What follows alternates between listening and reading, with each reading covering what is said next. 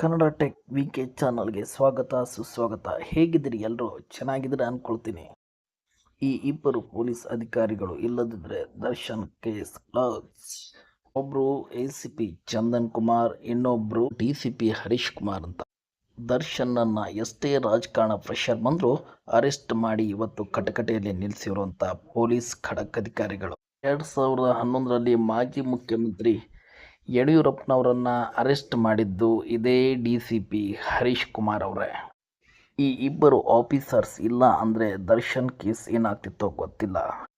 ಯಾವ ರಾಜಕಾರಣಿಯ ಪ್ರಭಾವಕ್ಕೂ ಮಣಿಯದೆ ಈಗಾಗಲೇ ದರ್ಶನನ್ನು ಅರೆಸ್ಟ್ ಮಾಡಿ ಎನ್ಕ್ವೈರಿ ಮಾಡ್ತಾ ಇದ್ದಾರೆ.